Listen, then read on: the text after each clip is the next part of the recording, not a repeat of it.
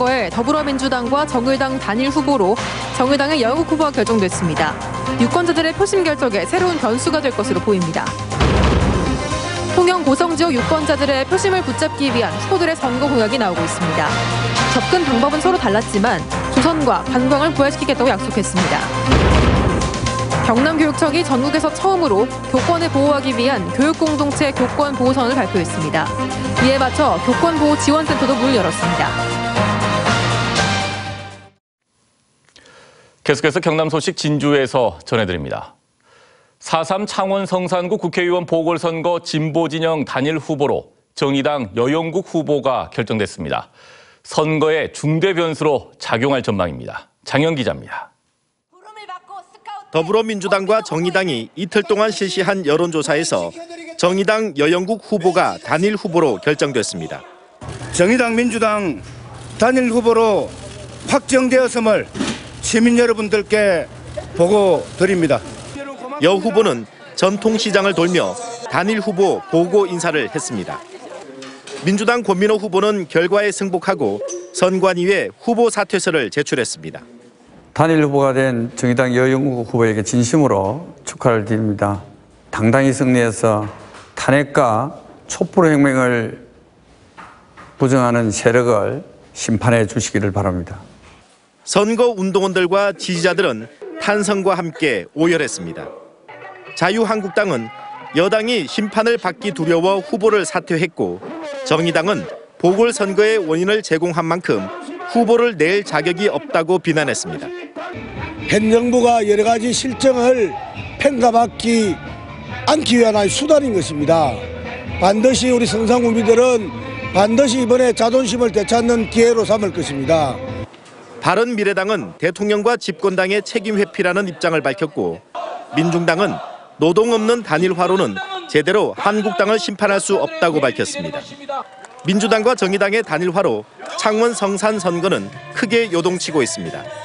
MBC 경남이 지난 16일, 17일 실시한 여론조사에서 여영국 후보와 권민호 후보의 지지율 합계는 한국당 강기훈 후보를 앞섭니다. 창원 성산 선거구는 전통적으로 진보 후보 단일화 때마다 보수 진영 후보를 꺾었습니다. 하지만 이번 단일화는 불완전한 진보 후보 단일화인데다가 민주당 지지자들이 결집할지가 불투명합니다. 한국당과 정의당의 이강 구도 속에 각 정당 지도부는 창원에 상주하며 단일화 이후 요동치는 표심을 잡기 위해 총력전을 펴고 있습니다. MBC 뉴스 장영입니다. 통영 고성지역 유권자들의 표심을 붙잡기 위한 후보들의 선거 공약이 쏟아지고 있습니다. 접근 방법은 서로 달랐지만 통영 고성의 대표 산업인 조선업과 관광산업을 재도약시키겠다고 약속했습니다. 부정석 기자입니다. 더불어민주당 양문석 후보는 조선업 부활을 제1공약으로 내걸었습니다. 안전 국가산단의 새 조선소를 유치해 사회통합형 일자리인 통영 고성형 일자리를 추진하겠다는 겁니다. 올가을에 반드시 만들어내겠다.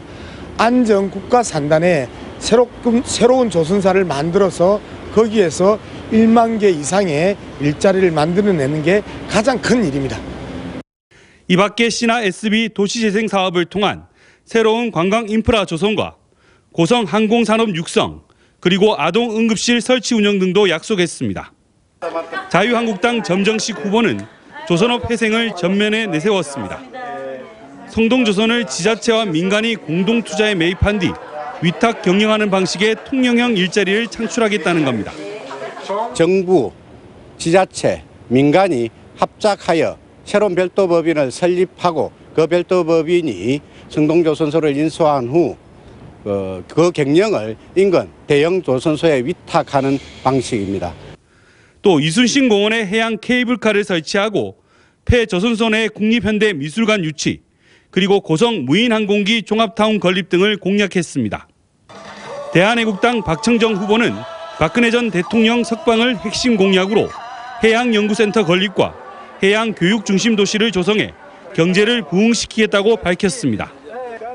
통영의 발전을 위해서는 무엇보다도 해양수산에 대한 전문적인 지식과 열정과 의지와 그리고 경험과 그리고 해놓은 것들이 있어야 합니다. 하지만 후보들이 내놓은 공약들은 유사한 데다 대부분 기존에 나온 정책들이어서 새로운 지역 정책 발굴에 소홀하다는 비판을 받고 있습니다. MBC 뉴스 부정석입니다. 4.3 국회의원 보궐선거를 앞두고 MBC 경남에 마련한 창원시 성산구 후보자 토론회가 오늘 밤 11시 10분 창원 공개홀에서 75분 동안 생방송으로 진행됩니다. 이 자리에는 더불어민주당과 정의당의 단일 후보인 정의당 여영국 후보를 비롯해 바른미래당 이재환 후보와 민중당 손석형 후보가 참여해 열띤 토론과 함께 자질 검증을 받게 됩니다. 오늘 토론회 초청 대상인 더불어민주당 권민호 후보는 오늘 오후 여영국 후보로 단일화돼 사퇴했고 자유한국당 강기훈 후보는 불참 의사를 전해왔습니다. 진주시 의회가 집행규칙을 위반해 업무추진비를 사용했다는 MBC 경남의 보도와 관련해 정의당 진주시위원회가 경상남도에 감사를 촉구했습니다.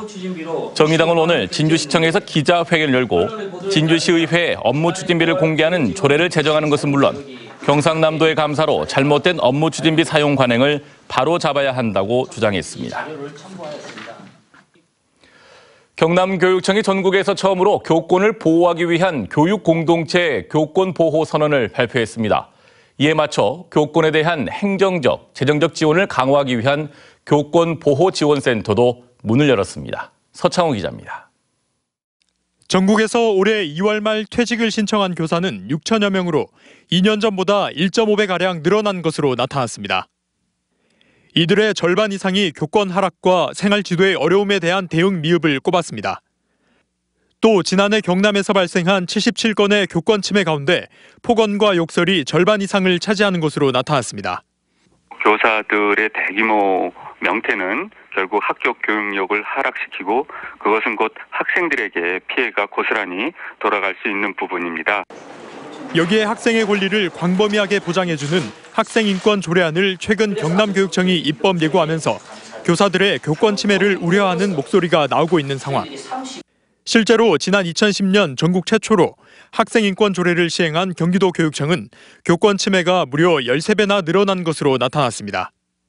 이에 따라 경남교육청은 교육은 상호 존중과 배려의 문화가 뿌리내릴 때 가능하다는 내용을 담은 교권보호선언서를 전국에서 처음으로 작성했습니다.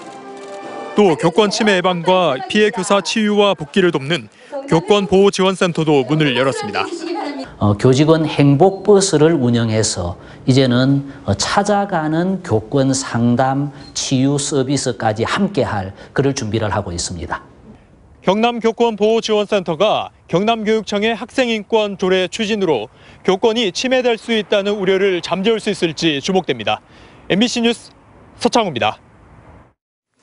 전국의 각 학교에선 1급 발암물질인 성면이 학교 어디에 얼마나 있는지 성면 지도를 만들어 공개해야 합니다.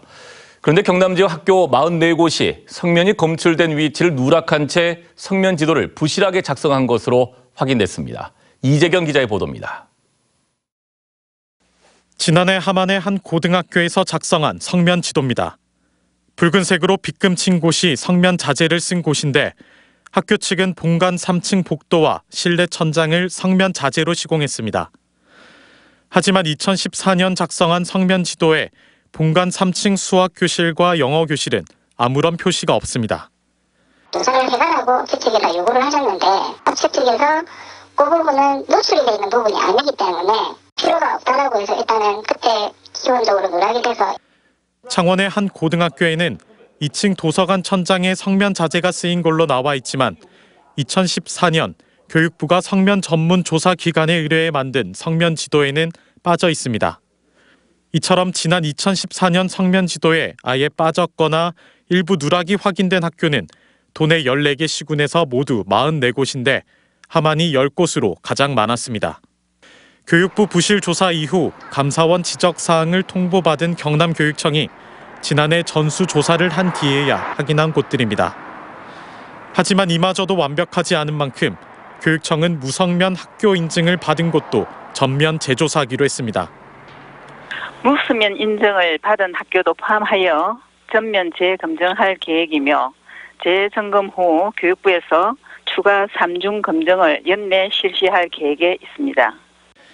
문제는 2014년 당시 조사기관이 부실하게 성면 지도를 만들고 교육청이 이를 방관하는 동안 학생들이 1급 발암물질인 성면에 무방비로 노출됐다는 겁니다.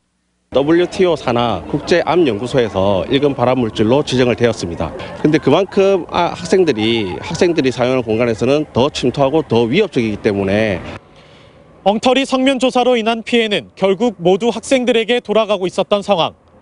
이제는 성면의 위험에서 벗어날 수 있도록 교육당국이 철저한 대책을 내놓아야 할 때입니다. MBC 뉴스 이재경입니다.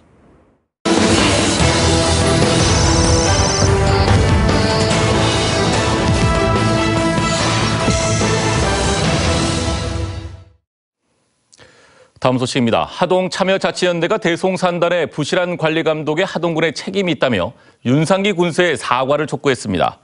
하동참여자치연대는 성명을 통해 하동군수는 대송산단 개발사업 일정과 분양계획, 미분양 때의 상환 대책을 명확히 밝히고 하동군 의회는 대송산단 개발사업과 관련한 위법, 불법 행위에 대해 고발을 비롯한 사법 조치를 취하라고 요구했습니다.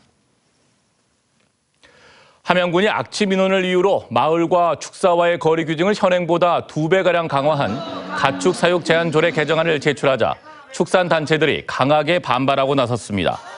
함양한우협회는 오늘 함양군청 앞에서 집회를 열고 조례 개정안을 적용하면 깊은 산속 밀고 말고는 축사 신축이 가능한 곳이 없다고 주장했습니다. 함양군 의회는 내일 시작하는 임시회에서 이 조례 개정안을 심의합니다. 남부내륙철도 합천역사유치추진위원회 발대식이 오늘 합천군청에서 열렸습니다. 합천군수와 군의회 의장, 합천향후연합회장을 공동위원장으로 한 추진위원회는 소멸도시 위기에 놓인 합천군의 남부내륙철도는 절호의 기회라며 역사유치에 총력을 다하겠다고 밝혔습니다.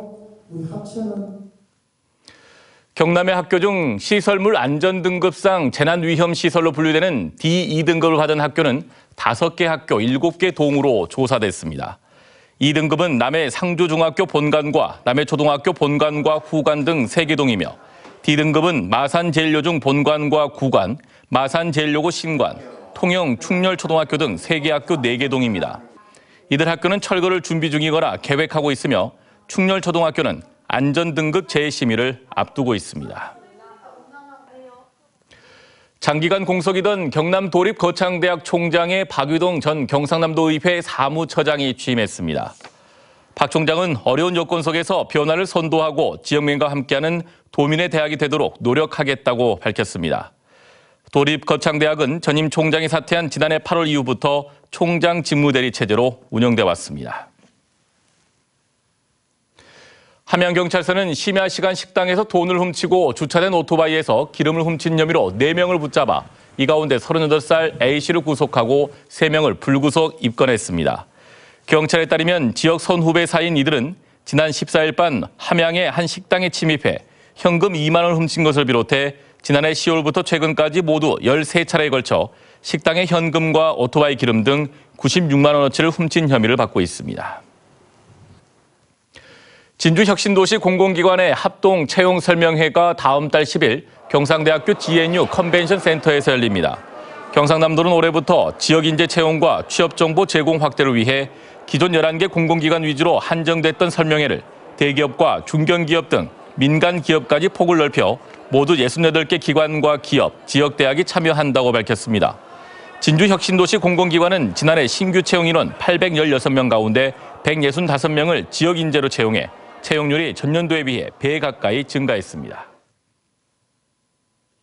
지금까지 진주였습니다. 고맙습니다.